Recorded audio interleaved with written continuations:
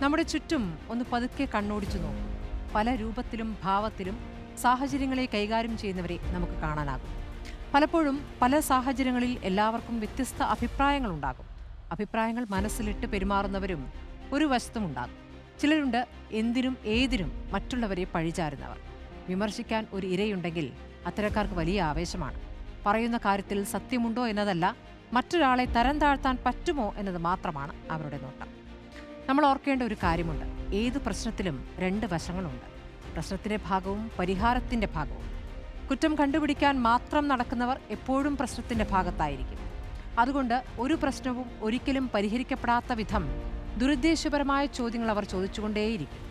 അർഹിക്കുന്ന അവജ്ഞയോടെ അത്തരം ചോദ്യങ്ങളെയും ആ ചോദ്യകർത്താക്കളെയും അകലെ നിർത്തുക. എന്താണ് കാരണമെന്ന് കണ്ടെത്തുന്നതിന് പകരം ആരാണ് കാരണക്കാരൻ എന്ന് കണ്ടെത്താനുള്ള ശ്രമം പ്രശ്നപരിഹാരത്തിൻ്റെതല്ല, പ്രതികാര മനോഭാവത്തിൻ്റെതാണ്. ജീവിതത്തിൽ പലരും തകർന്നു പോയത് വീഴ്ചയുടെ ആഘാതം കൊണ്ടല്ല, മറിച്ച് വീട് കിടന്നപ്പോൾ എഴുന്നേൽപ്പിക്കാൻ ഒരാൾ പോലും കൈകൊടുക്കാത്തതുകൊണ്ടാണ്. അതുകൊണ്ട് ഉപേക്ഷിക്കാൻ 1000 കാരണങ്ങളുണ്ടായിട്ടും നിങ്ങളെ ചേർത്ത് പിടിച്ചവരെ മാത്രം ഹൃദയത്തോട് ചേർക്കുക. പരിഹാരമില്ലാത്ത കുറ്റപ്പെടുത്തലുകളുമായി ബാക്കിയുള്ളവർ അവിടെ തന്നെ നിൽക്കട്ടെ. നമുക്ക് നമ്മുടെ വഴിയെ ലക്ഷ്യങ്ങളിലേക്ക് മുന്നേറാം.